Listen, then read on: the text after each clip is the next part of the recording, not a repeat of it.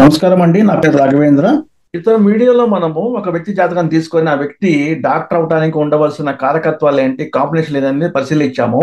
ఈ జాతకం కూడా మనం పరిశీలిద్దాము. పరిశీలించి ఈ వ్యక్తికి ఏం కాంబినేషన్లు ఉన్నాయి, తన వృత్తి చేపట్టే వృత్తి లేదంటే చేసే కర్మ, ఆ వాటిల్లో ఏది ఎంచుకుంటే బాగుంటుంది, ఎందుకు ఎంచుకోవాలని కూడా డిస్కస్ చేద్దాం మనము. ఈ అబ్బాయి పుట్టింది 5 నవంబర్ 2012 మధ్యాహ్నం పూట 1:28 హైదరాబాద్. ఓకే. ఈ లగ్నం వచ్చి కుంభలగ్నం అయింది. ఎప్పుడైనా సరే ఏ వ్యక్తి జాతకం అయినా సరే మనకి శుభగ్రహాలు అంటే ఏంటంటే 1, 5, 9 లగ్నాధిపతి, పంచమాధిపతి, తర్వాత భాగ్యాధిపతి. ఆ మూడు మాత్రమే ఆ వ్యక్తిని నడిపిస్తాయి. దాంతో పాటు ఆ వ్యక్తి ఏ వృత్తి చేపడతారని చెప్పి వాళ్ళే డిసైడ్ చేస్తారనమాట. కాబట్టి ఇక్కడ మనము ఫస్ట్ డాక్టర్ కాంబినేషన్ చూద్దాము. మనకి తెలిసిందే కదా ఫార్ములా, లగ్నాధిపతి, పంచమాధిపతి, భాగ్యాధిపతి రాసుకోండి. ఇక్కడ లగ్నాధిపతి కుంభరాశి కాబట్టి కుంభలగ్నం కాబట్టి శని. తర్వాత పంచమాధిపతి ఎవరు ఇక్కడ? మిథున రాశి కాబట్టి బుధుడు. తర్వాత భాగ్యాధిపతి ఎవరు? ఇక్కడ తులారాశి కాబట్టి శుక్రుడు. కాబట్టి ఈ ముగ్గురు ఏమైనారు? ఆధిపత్య శుభులైనారు అనమాట. లగ్నాధిపతి, పంచమాధిపతి, భాగ్యాధిపతి. వాళ్ళకి ఎవరితో కాంబినేషన్ రావాలి? 6, 8, 12. ఎందుకంటే 6 అంటే రోగాలు, 8 అంటే యాక్సిడెంట్స్, ఆకస్మికంగా జరిగే సంఘటనలు, 12 అంటే ఏంటి?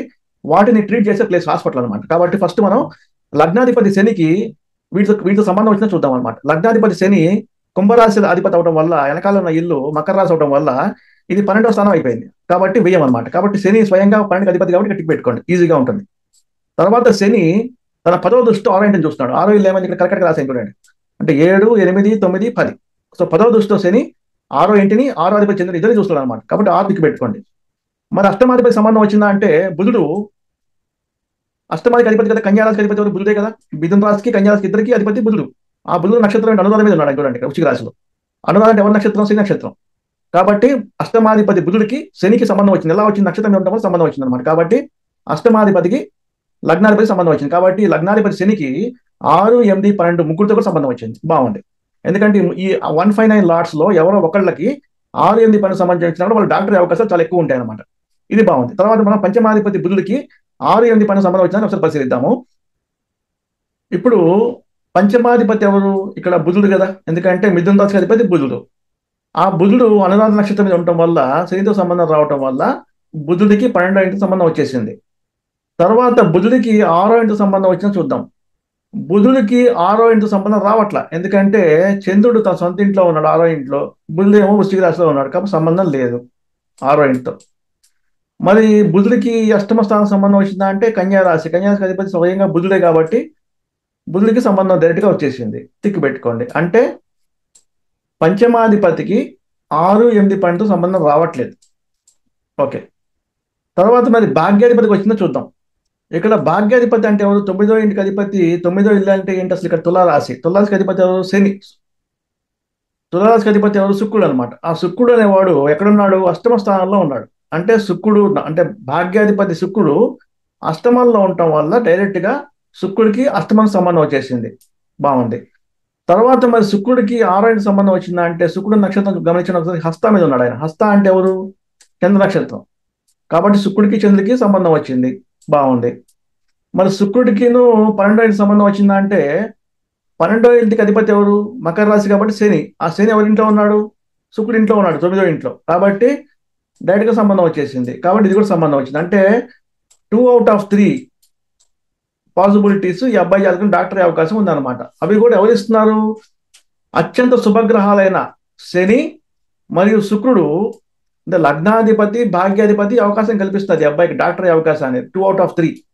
నేను అంతకుముందు నెలల్లో రెండు పరిశోధన పత్రాలు ప్రచురించడం జరిగింది. దానిలో నేను 50 మంది డాక్టర్ల జాతకాలు తీసుకొని పరిశీలించిన తర్వాత కంక్లూజన్కి ఏమొచ్చామంటే ఈ మూడిట్లో అంటే 1, 5, 9 భావాధిపతులకి ఎవరో ఒక్కళ్ళకైనా సరే 6, 8, 12 సంబంధం వస్తే కనుక వాళ్ళు డాక్టర్ అవుతున్నారు. కాబట్టి ఇక్కడ 2 ఉన్నాయి అవకాశాలు. 2/3 ఉందన్నమాట. కాబట్టి అవకాశాలు చాలా ఎక్కువ ఉన్నాయి. అవి కూడా శుభగ్రహాల ద్వారా వస్తున్నాయి అనమాట. తర్వాత మనం ఈ అబ్బాయి ఇంజనీర్ అయ్యే అవకాశం ఉందని గమనిద్దాం ఒకసారి.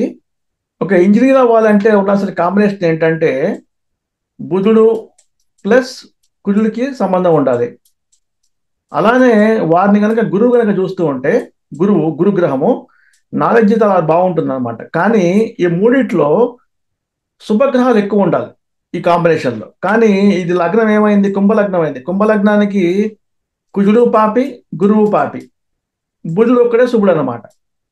కానీ బుధుడు అనేవాడు తక్కువ డిగ్రీలో ఉండి కుజుడిని మరియు గురువుని ఇద్దరిని కూడా శుభపరుస్తాడు.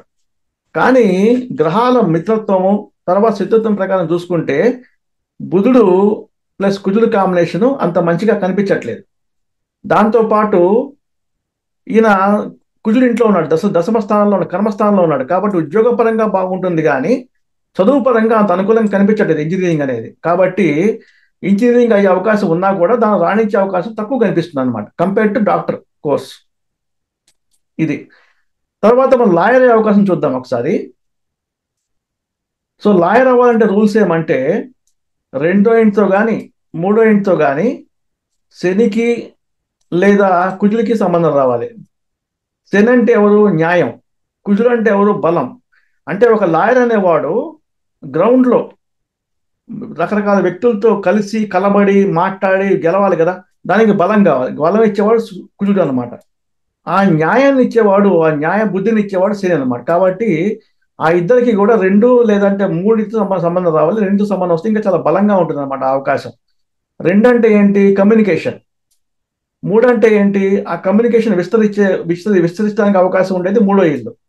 ఇక్కడ చూడండి, కుజుడు స్వయంగా మూడో ఇంటికి అధిపతి. ఎందుకంటే మేషరాశికి అధిపతి ఎవరు? కుజుడు.